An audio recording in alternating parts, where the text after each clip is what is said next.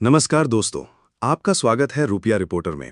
आज हम बात करेंगे देश और दुनिया की बड़ी आर्थिक और बिजनेस खबरों की, जिनका सीधा असर आपके निवेश, बैंकिंग सेक्टर और रोजमर्रा की जिंदगी पर पड़ सकता है। तो चलिए शुरू करते हैं आज के टॉप अपडेट्स। सबसे पहले बैंकिंग सेक्टर से एक अहम खबर सामने आई है।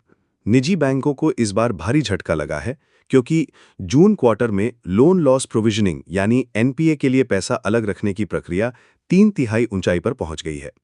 रिपोर्ट के अनुसार Kotak Mahindra bank, federal bank और साउथ इंडियन बैंक में लोन लॉस प्रोविजनिंग दोगुनी हो गई है। इसका मतलब ये है कि एमएसएमई सेक्टर यानी छोटे और मध्यम उद्योगों में डिफॉल्ट्स बढ़ रहे हैं और बैंक को उससे होने वाले नुकसान के लिए ज़्यादा पैसा अलग रखना पड़ रहा है। हालांकि सरकारी बैंकों पर दबाव थोड़ा कम है, लेकिन निजी बैंकों की हालत फिलहाल तंग नजर आ रही है।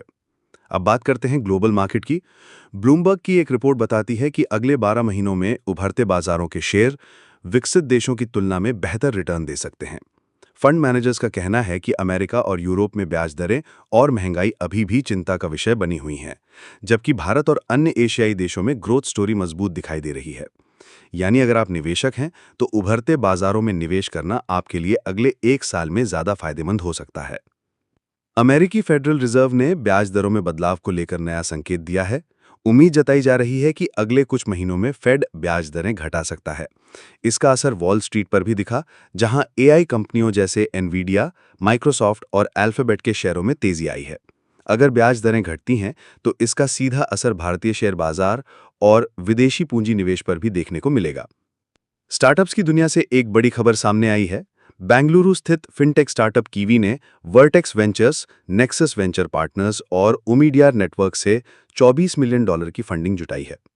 कीवी वर्तमान में रुपे क्रेडिट कार्ड्स यूपीआई के जरिए ऑफर करता है और अब यह कंपनी यूपीआई पर क्रेडिट लाइन सुविधा लाने की योजना बना रही है। यानी आने वाले समय में आप सीधे अपने यूपीआई ऐप से क्रेडिट कार्ड की तरह खरीदारी कर पाएंगे।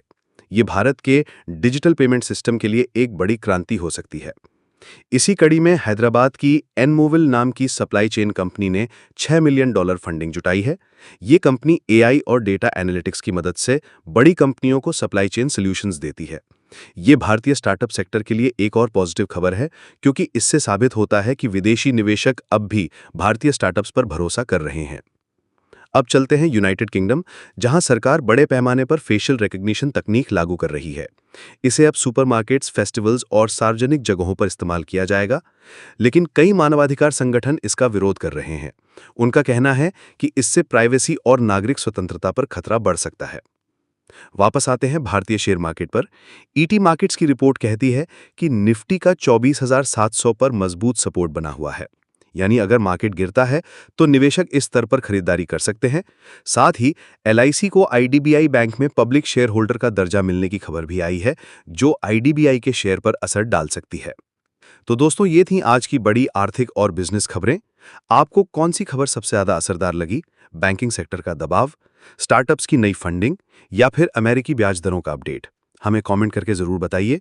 वीडियो अच्छा लगे तो लाइक और शेयर कीजिए और चैनल रुपया रिपोर्टर को सब्सक्राइब करना बिल्कुल ना भूलें।